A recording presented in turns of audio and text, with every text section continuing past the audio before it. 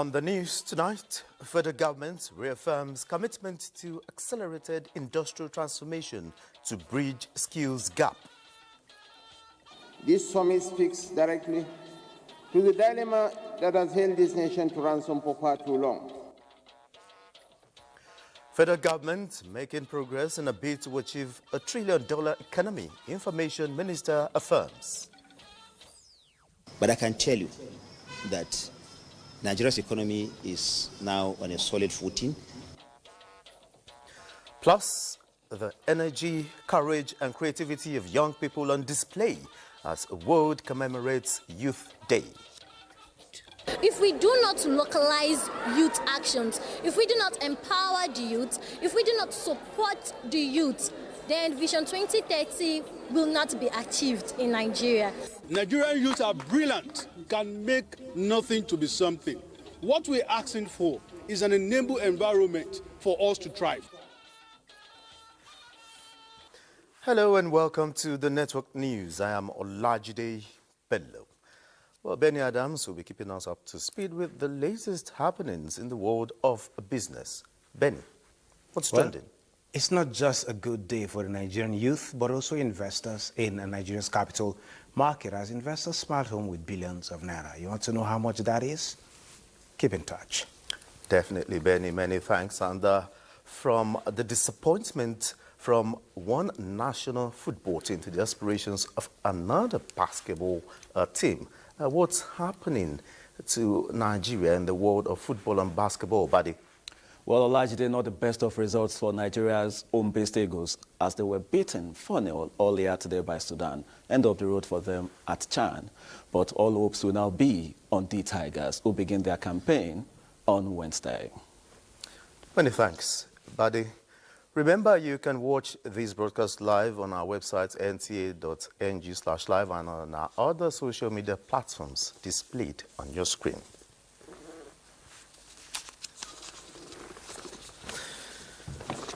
After mid-term appraisals, President Bola Tinubu's administration is gaining more support from leaders and politicians from across political parties. Governor Charles Soludo of Anambra State was among those who visited President Tinubu in the State House this Tuesday. The governor, on the platform of the All Progressives Grand Alliance ABGA, believes political affiliations do not matter considering the social and economic achievements of the current administration. On security, Governor Soludo says the efforts to check insecurity and criminalities in parts of the country will soon yield the desired result in protecting lives and property of Nigerians. I support him. And I'm impressed by the bold steps he has taken, particularly in the areas of the economy, the structural reforms. And I have said so severally.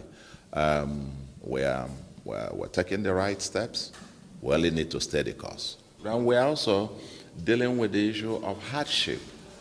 Just beyond the massive infrastructural transformation, beyond fixing our schools, fixing our health, and so on and so forth, we're also very intentional about economic and social empowerment of the youth, as it were. So we're doing quite a whole lot.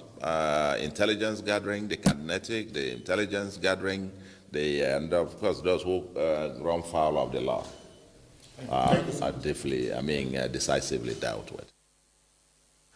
The senator representing Nasarawa West, Aliyu Wadada, also visited, expressing belief in the capacity of the president to lead Nigeria to greater prosperity. ADC is membered by Nigerians that we respect. We have respect for. But look at them. Look at each and every one of them. Who stands to do anything better than what Asiwaju Bola Ahmed Tinubu's administration is doing? Tell me. I haven't seen any. Ask any of them. If you are given the chance to preside over Nigeria, that may come beyond 2027, maybe beyond 2013, after 2031. Because between now and 2031, anybody can say what he or she wishes to say. but the space is already taken, occupied by President Asiwaju Bola Ahmed Tinubu. Who amongst them will have the courage, the impetus to tell Nigerians and the world that if I am given the opportunity to preside over Nigeria, I will return subsidy? Let that person tell us. And if he or she is given the opportunity to preside over Nigeria, what is he going to do different to the foreign exchange market than what Asiwaju Bola Ahmed Tinubu's government is doing? If given the opportunity, talking about infrastructural development, what is he going to do different to convince Nigerians? Because it is beyond rhetorics. The senator, who was elected on the platform of the Social Democratic Party, SDP, also disclosed his intention to formally join the ruling All Progressives Congress, APC. Now, the federal government will continue to initiate policies in bridging the skills gap and accelerating industrial transformation in the country. Vice President Kashim Shettima reaffirms this commitment at the 2025 National Industrial Manpower Summit in Abuja. State House correspondent Abdurrahman Jibrila reports.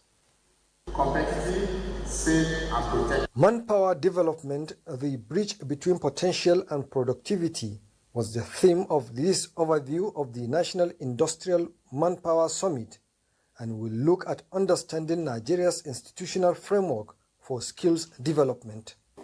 Nigeria's greatest asset is neither its mineral wealth nor its geography.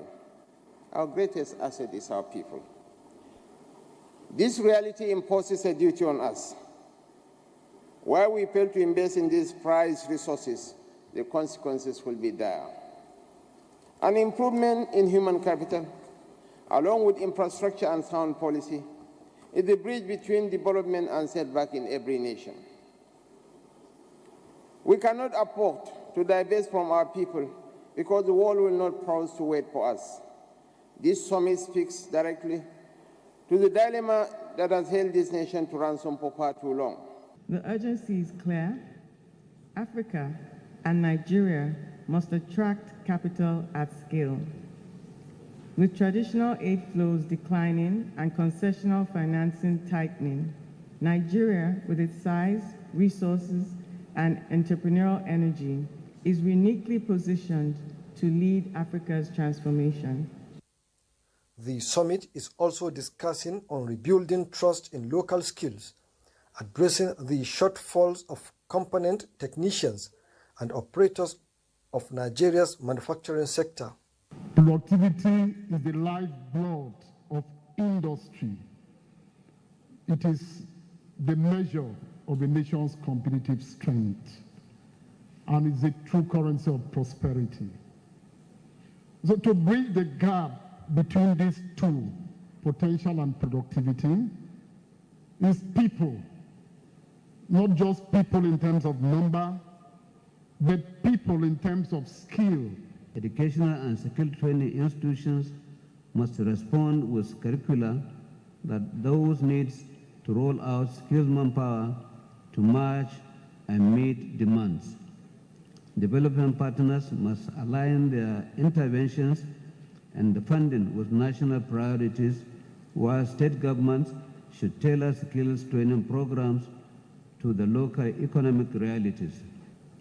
We are here to lay foundation for an industrial manpower framework that will power our economic empowerment and secure our nation's future. All these are done to engage deeply on how to align education with industry needs, strengthen vocational and technical training, and foster partnership that will make Nigerian talent in the global competition to achieve the new national workforce agenda. From the State House, Abdurrahman Jibrila, NTA News. Minister of Information and National Orientation, Mohammed Idris, says the federal government is making steady progress in all spheres of the renewed hope agenda and specifically mentioned economy and security as evidence of the remarkable feats. He was speaking shortly after a closed-door session with Minister of Finance, Budget and Economic Planning, as well as the presidential media team at the Imo Lodge, Abuja.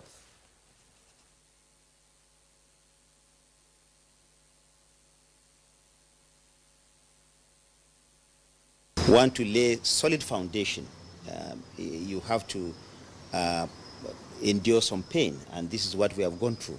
But I can tell you that Nigeria's economy is now on a solid footing, and it is going towards the destination that Mr. President has promised. Food sufficiency, we are going there. Insecurity that has bedeviled this country for a long period of time is being tackled by Mr. President, being tackled by all the governors. The kind of deficit that the governors and the central government is having in terms of resources is also not being tackled. You can see that resources are being freed for governors and the central government to have enough for them to deliver the promises of democracy that they've given to their people. I think it's work in progress, but we're happy with where we are going. We think that Nigeria will be better off for it. Mohammed Idris says the Tinubu's presidency is working closely towards achieving a $1 trillion economy and urged Nigerians to be patient as there's light at the end of the tunnel. The Nigerian Correctional Service says 16 inmates escaped from its medium security custodial center, Kefi, Nasarawa State. A statement from the service public relations officer, Umar Abubakar, explains that the inmates broke security and attacked personnel on duty, injuring 5 officers, 2 of them seriously injured, and 7 of the escapees have been recaptured. The Controller General of Corrections, Sylvester Nwachuke, has ordered a full investigation and a search operation in collaboration with other security agencies. The service urges the public to remain vigilant and report any suspicious movement to the nearest security formation.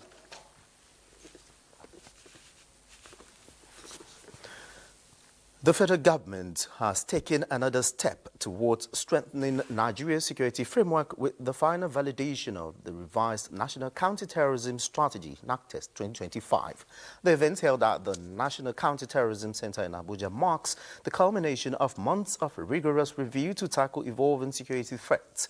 The national coordinator of the center, speaking on behalf of the National Security Advisor, Noor Ribadu, recalled that the review process began in February with stakeholder consultations followed by intensive committee sessions in May, a 2-day workshop in July, and a final expert review in early August. This is the stage where we confirm that the strategy reflects our national priorities while meeting the highest international standards. It emphasizes prevention alongside response. It strengthens interagency coordination and embeds resilience, inclusivity, and community engagement at the core of our security architecture.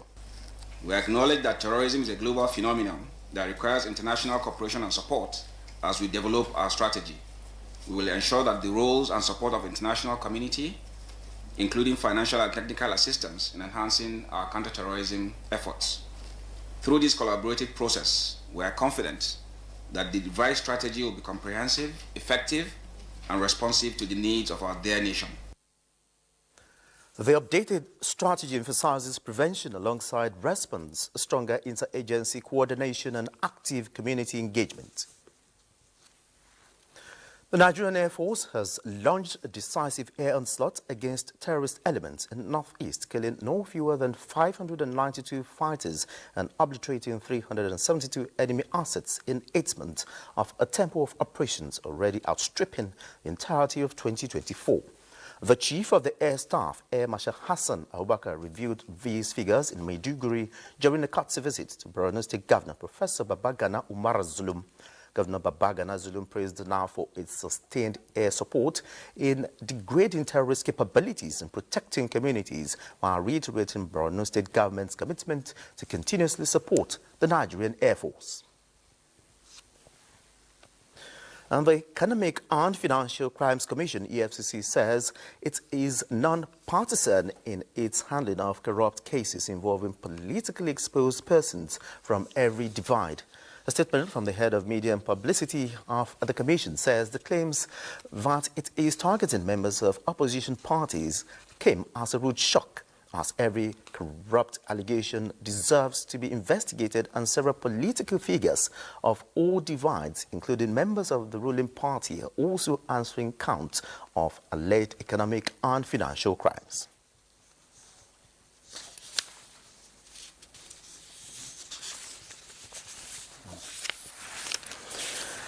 And the Nigeria Police Force has received an official petition from the Nigeria Civil Aviation Authority, NTA, over an alleged incident involving Wasiu Ayinde Marshal, popularly known as Kwam 1.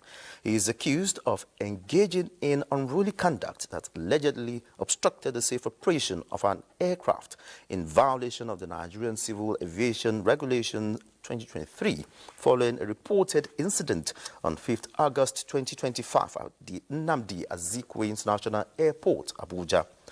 Police spokesman Olumuyiwa Adejobi says the Inspector General of Police, Kayode Egbetokun, has directed the Commissioner of Police Airport Command to immediately commence a thorough investigation into the matter to unravel the circumstances which led to the ugly incident and ensure justice is served accordingly. You're watching the Network News. More reports when we return. You stay with us. Thanks for being there. In a bid to accelerate economic growth, boosting job creation, the federal government is pledging to enhance the capacity of micro, small and medium enterprises by providing them with necessary support and resources to thrive. President Bola Ahmed Tinubu, represented by the Vice President Kashim Shettima, said these at the launch of the 8th expanded National Micro, Small and Medium Enterprises Clinic in Calabar. Justina Etham reports. Despite being the backbone of Nigeria's industrialization and contributing significantly to the country's gross domestic product, micro, small, and medium enterprises face numerous challenges, including limited access to finance and outdated technology, which hinder their growth. To address these challenges, the expanded National MSMEs Clinic is launched in Cross River State as Vice President Kashim Shettima announced a 250,000 unconditional grant to boost MSMEs capacity and support business growth, among other initiatives aimed at strengthening these enterprises. The commitments we make today are not confined to laws and grants. All these are critical. We are here in pursuit of our promise to build an ecosystem that eases the struggles of our entrepreneurs, provides the infrastructure that builds creativity, and unleashes the innovative spirit of our people. The MSME clinics, such as the one we launched today, are designed to bring the federal government's support directly to your doorstep. Here, entrepreneurs can interact with the Corporate Affairs Commission, NAFDA, the Bank of Industry, SMEDA, and other critical agencies. Here, challenges are met with solutions.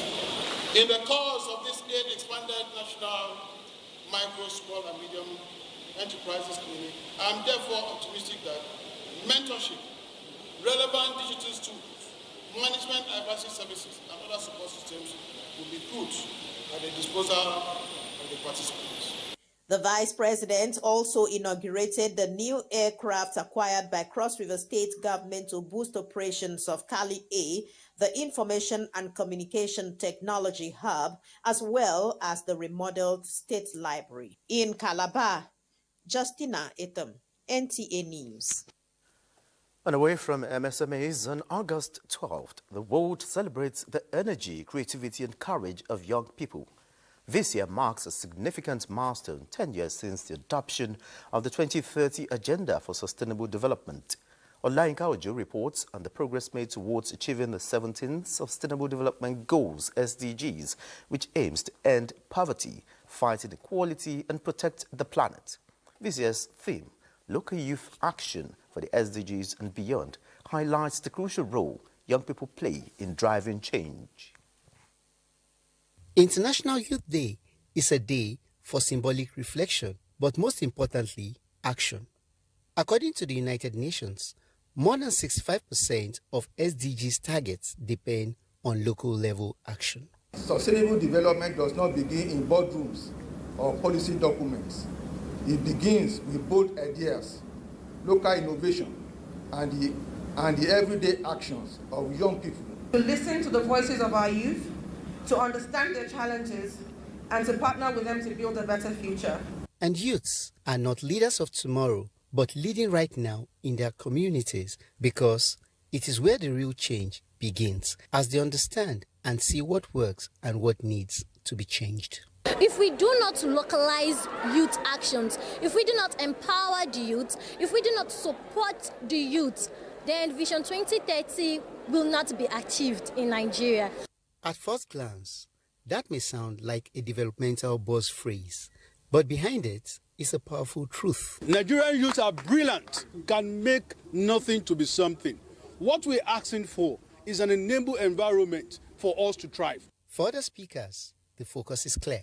Give the spotlight to the grassroots and youth-led initiatives that are bringing SDGs to life, block by block and idea by idea. Olayinka Ojo, NTA News. And meanwhile, Team 1 from Adeleke University has won the 2025 edition of the Youth Policy Challenge, organized by the Future Pathways Development Initiative. Olayinka Ojo reports that the competition is hinged on promoting actionable policy solution that promotes governance and national unity. For the Minister of Trade and Investment, Nigeria must continue to deploy culture and identity as sources of strength. Capability to absorb, your capability to deliver, your capability to inspire, your capability to thrive in whatever environment you find yourself. Serve with diligence, serve with humility. As the competition is more than just an intellectual exercise, as it avails them the opportunity to drive meaningful change. We worked on rebuilding national unity by leveraging on technology, and so the ideas we came up with, we had to do a lot of surveys to actually validate those ideas. With me to talk more on the International Youth Day in Nigeria is the convener of the annual Youth Policy Dialogue, Ayokunu Ojeniyi. Good to have you join us tonight on the news. Thank you. Pleased to be here. All right, as a young leader in Nigeria, how well would you say Nigerian youths are evolving as catalysts for change? I mean, very, very good question. The last couple of weeks, we've seen how our young ladies, towered above the African counterparts, bringing us gold in football competitions. And also, of course, in the basketball. That is one testament of how our young people are, showing up for the country. It's been a journey. There's quite a lot more to do. But when you look at the positive reports that emanate from this country, where young people have, stood up, we'll see that young people have brought to Nigeria so many accolades, and we believe that we need to provide more a friendlier environment for the young people of this country to thrive. Okay, now, in providing a more conducive environment, this year's theme is about local youth action for the SDGs and beyond. How involved are these local youth in the development plans of the country, and how are youth groups like yours leveraging their knowledge to achieve set targets? The policy challenge was something we thought about. We thought it was important for us to bring young people into the world of policy, to introduce them at the early stages of their life. As you may put it, it is to catch them young. We believe that when young people are involved in policy, they know about the issues and they are more likely to prefer solutions to the problems that confront them on a daily basis. We had about 840 teams register their participation. We had about 140 proposals policy proposals, and today the best team won. And it's interesting because of the ideas that came out from the challenge. Today we see our young people, the team that won from Adeleke University have proposed having a gaming, a software that can help enhance Nigeria's unity. Social cohesion is a major, major thing that we have to emphasize in this country. The diversity is strength, but we need to amplify the diversity and speak about how we can cohesively live together in a way that Nigeria will be the ultimate winner. All right, many thanks, Ayokunu Ojeni, the convener of the Honor Youth Policy Dialogue, for your inputs on the network news. Thank you. And a government delegation from Zamfara State has visited Gombe State and facility study tour. Emmanuel Akila reports that the delegation's assignment is informed by the intentions of Zamfara State government to establish its own airport. The delegation from Zamfara State, led by the head of civil service, Yakubu Sani Haidara, is received by Governor Muhammad Ino Yahya, represented by the Secretary to Gombe State Government, Professor Ibrahim Abubakar Njodi. You decided to come to Gombe. We feel elated and excited, and that is why we will go all length to be able to see you, we satisfy you, whatever you need. The contingent is on a mission to study the operation and management of Brigadier Zakari Malari International Airport, Gombe, one of the few selected for study as Zamfara State intensifies efforts to establish an airport. We had a lot. There were serious engagements that gave us insightful information, which I'm sure will be very useful and valuable to us in coming up with our report to be submitted to His Excellency, the State Executive Governor and the State Executive Council. We were very, very open and professional with them. We supported them in areas where they wanted clarity. In building airport is a big business. Recall that Gombe and Zamfara states were created same day by the then military head of state, late General Sani Abacha, in 1996. In Gombe, Emmanuel Akila, NTA News. And talking health, Nigeria is determined to attain the World Health Organization's WHO Maturity Level 4, ML4, after becoming the first country in Africa to maintain and sustain the ML3 re-benchmark milestone. The Director General of the National Agency for Food and Drug Administration and Control, NAFDAC, Professor Mojisola Adeyeye, and the Registrar of the Pharmacy Council of Nigeria, Ibrahim Babashehu Ahmed, stated this during a joint briefing on retaining WHO's Maturity Level 3 ML3 status for the regulation of medicines and vaccines. Haman Jabani reports. The Global Health Regulatory Body conducted a re-benchmarking exercise effective 30th June 2025, assessing NAFDAC against globally recognized standards for regulatory performance. This marks Nigeria, the first national regulatory authority in Africa to sustain WHO's LM3 status. For the Director General of NAFDAC and the Registrar, PCN, LM3 involves about 360 sub-indicators and over 800 recommendations. The re-benchmarking processes include compulsory audits to ensure that the regulatory agency has maintained the required standard. If they are comfortable performance, we will get WLA. So the ML4 is tied to WLA because it's like the indicators that you have to meet to get the performance visits. Is to also to look at our processes and communicate to ourselves where we have seen gaps in different locations. It shouldn't be about one state different and another state different. No, it is Nigeria. Through this collaborative approach, NAFDAC not only maintains its LM3 standing, but also reinforces Nigeria's leadership in regulatory excellence across Africa. Hamad Jabani, NTA News. Meanwhile, experts have identified underinvestment, absence of Nigeria herbal pharmacopoeia, lack of certified processing facilities for herbal medicine, and weak intellectual property protection as major factors affecting the growth of herbal medicine in the country. This was at a public lecture with the theme Herbs for Health, held at the University of Uyo, Akwa Ibom State. Kelvin Samuel reports. Several milestones in the Nigerian herbal sector are given highlights here at this public lecture organized by the Faculty of Pharmacy, University of Uyo, in collaboration with Multi-Streams Limited.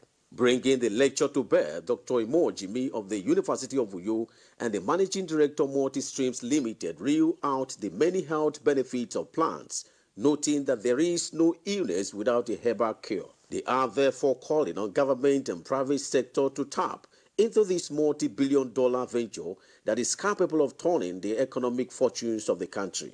These uses are being placed in plants the way God has stated them. Let's return back and let's work in unison.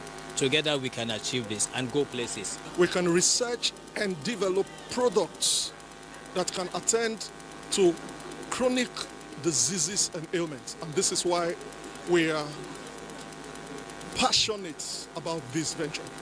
The Vice Chancellor, University of Uyo, Professor Nyaudon Daeyu, and other speakers agreed that herbal medicine has a potential of stabilizing the nation's health sector, increase employment, and boost the economy. We go to the supermarket, buy green tea, for example. You look at this one is orange plus this. So the other one is moringa plus. Don't, it's not true. But we have them in abundance everywhere. So we must go back to our roots. The second public lecture of the Faculty of Pharmacy, University of Uyo, on the theme Herbs to Health featured goodwill messages by critical players and interactive session. In Uyo, Kelvin Samuel, NTA. And to the telecom sector, the recent transition of Nine Mobile to a new corporate and brand entity, T2, is a strategic migration that is technology-driven and customer-centric to drive creativity. This resonates with Nigeria's resilience for an increasingly fast digital mobile population. This was stated by the Chief Executive Officer of the newly rebranded telecom provider, T2, Obafemi Banigbe, at the unveiling ceremony held in Lagos. Amaka Owo reports. It's indeed a new beginning for Nine Mobile with a change of brand identity to T2. Technology meets tenacity, where the brand colors also changed from green to orange, signaling green beginnings to orange horizons. Management of the company says the transformation of the brand has the customer at the center, in tune with the times and the future. We are positioning ourselves to be a youth-friendly brand, to be a startup-friendly brand, to be a tech-friendly brand, to be a nationalistic brand, and we see ourselves as the enabler of the creative and the innovative economy, and that is the niche that we are playing at. Welcome to a new beginning with us. This is indeed the dawn of a daylight and the start of the manifestation of our bold vision. The Minister of Communications and Digital Economy, Bosun Tijani, noted that T2 is a unique brand driven by stronger passion for repositioning the technological sector, which is predicted to contribute to the gross domestic product of the nation by 20% in the next 5 years. Let this rebrand be more than a change of colors or new logo. Let it be a renewed commitment to innovation, to service excellence, and to the millions of Nigerians. The brand history of T2 tells a story of courage against all odds as the company embarked upon a recovery roadmap of stabilization, modernization, transformation, and growth. In Lagos, Samaka O, NTA News. Let's take another break. The news continues in a moment. This is NTA Network News at 9, and it's time to talk business. In a major transformation of digital tax administration, the Federal Land Revenue Service has commenced an electronic invoicing solution aimed at revolutionizing tax payments in the country. The e-invoicing system, also known as the merchant buyer model, is aimed at making tax compliance easier, faster, and more transparent for all categories of taxpayers. A statement by Special Advisor on Media to the FRS Chairman, Dari Adekambi, notes that the e-invoicing solution went live on August 1st, following a successful pilot phase which began in November 2024. Large taxpayers, which are companies with annual turnover of 5 billion naira and more, are expected to be first to be on board on the platform.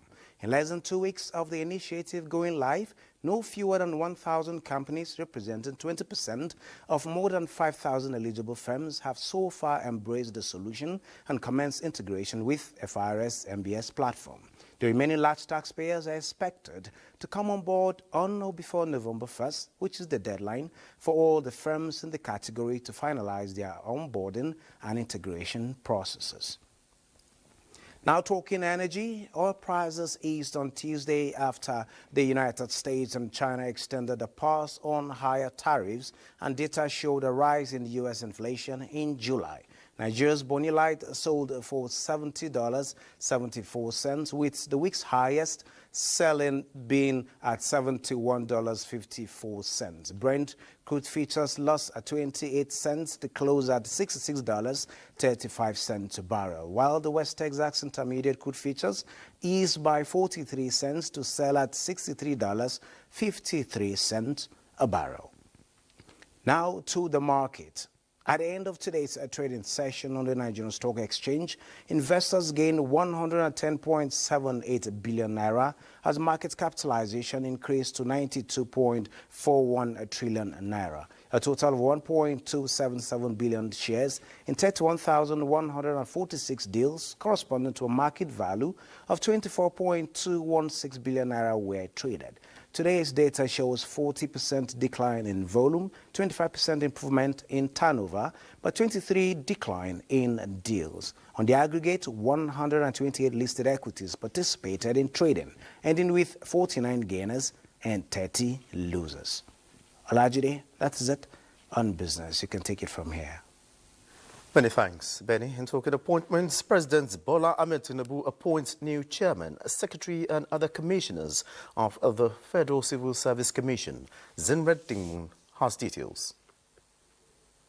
Ayo Hulayat Omidiron, a former House of Representatives member, is the new executive chairman of the Federal Character Commission, succeeding Dr. Muyibat Nkaka, whose tenure was dogged by controversy.